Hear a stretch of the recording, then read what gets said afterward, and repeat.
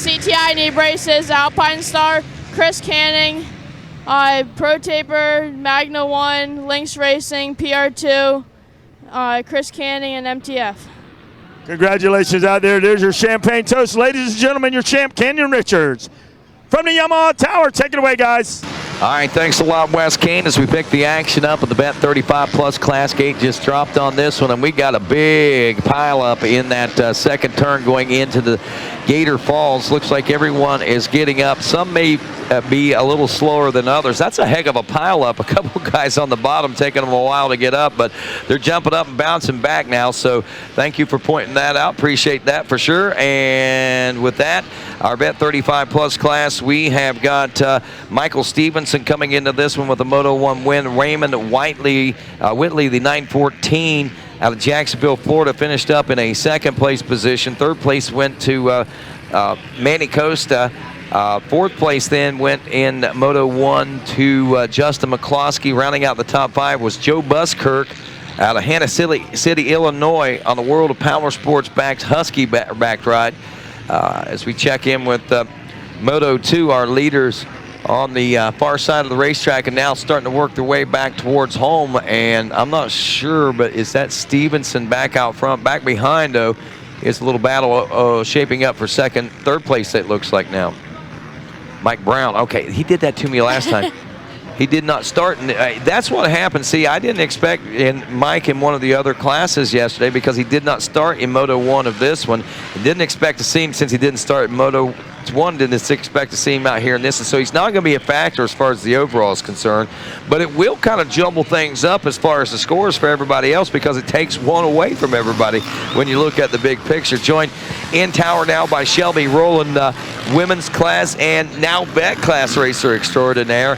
Shelby, Mike Brown out here in this one. Again, obviously not a factor as far as the championship is concerned, but he does steal that 1 point away from whoever could have won that race and maybe flipped the tide around a little bit. But again, Mike, I'm not sure why he didn't start in Moto 1, but hey, he's got this one dialed in. Already a 7.2 second lead over Moto 1 winner Michael Stevenson in second place.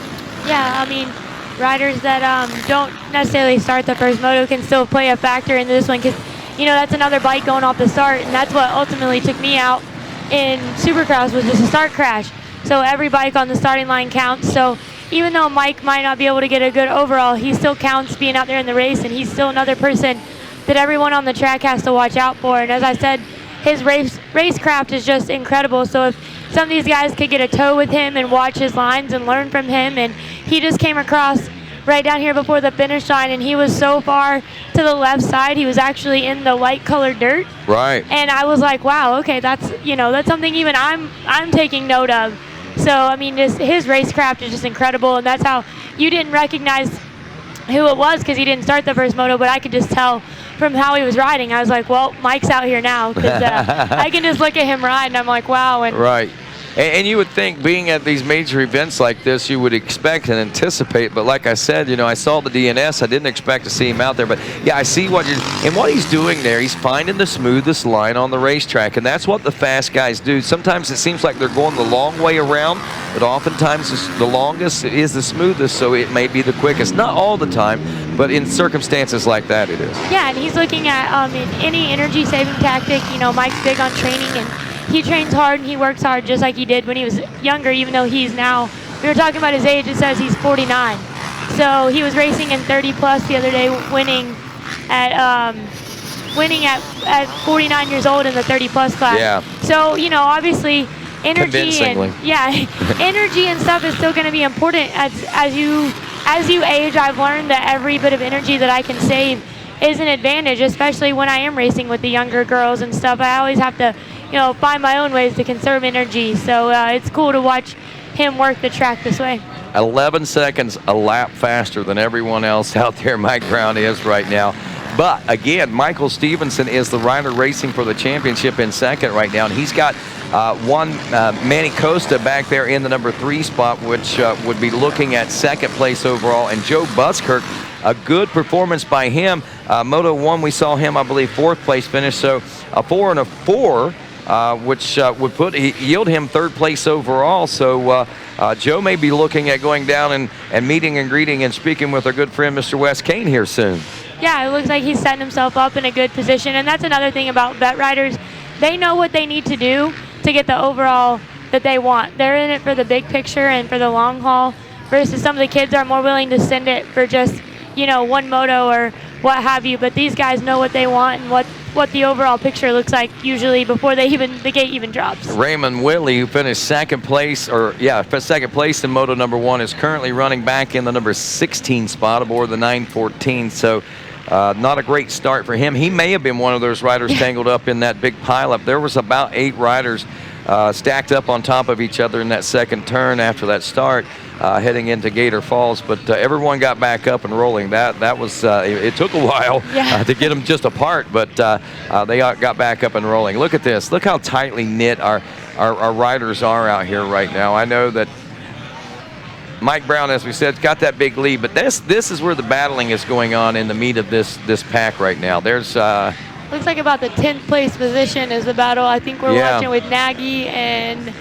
Farino, Austin Jones on that 500 gas. Yeah, it looks like Moss is in it.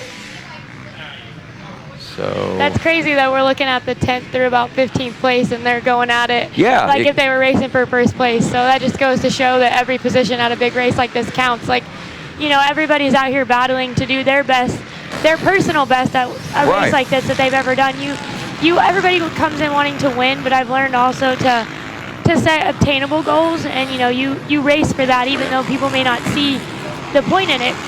It matters to you. Oh, I see the point in it. As a race dad, I see it extremely well. And, you got to set those goals, like you said, and you don't want to, if you're just coming into the class or you don't want to say, I'm going to go out and win, I'm going to go out and win. You want to say, all right, I'm going to shoot for a top 10. You get a top 10, you say, okay, that was solid. Let's go for a top 5. And then when you start getting top 5s, you say, let's go for top 3s. And then you can start talking and thinking about wins. And the wins will come by themselves without even, that'll just happen automatically, I think. Yeah, definitely. You just have to be patient and work with yourself. And, some people can start winning right away, and some people have to work their way into it. Man, and, this battle right here is just blowing me away. I think, is that Whitley? I think that might be Whitley trying to work up through the pack into that top 10. He was your second place finisher there in Moto 1, and he's getting up there mixing it in with those 8, 9, 10 place position guys right now. So that is where the thick and the meat of it's going on right now as far as the racing. Manny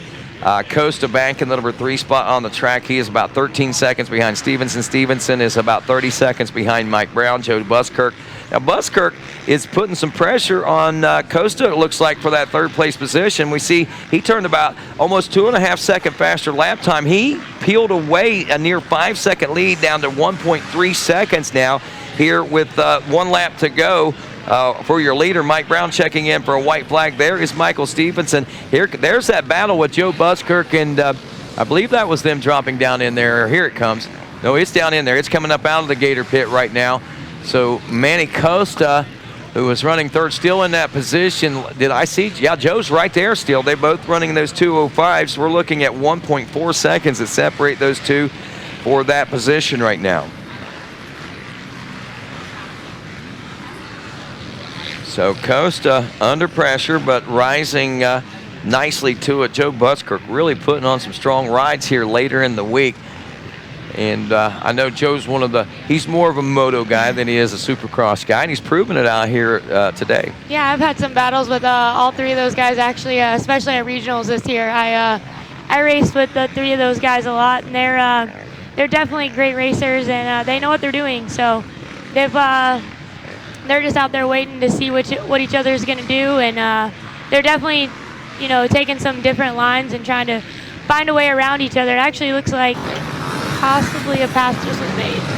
Yeah, so there's Brown dropping into the Gator pit. I'm going to try to do some quick math here and see if that would make any changes. Buskirk coming into this one on that number 60, I believe, with a 5. So a 5 and 3 would be 8 for him. Manny Costa's looking at a 2 and a 3 or 4. So yes, Costa would still have second overall. Joe Buskirk just passing for pride at this particular point. Yeah. As Mike Brown takes the moto win taking the checkers. Second place position going to go to Michael Stevenson. It looks like Manuel, well, let's see. We'll hang on just to make sure, see who does win the Ride for Pride in that battle for third place, as Michael Stevenson will check in second place in the class and in the division.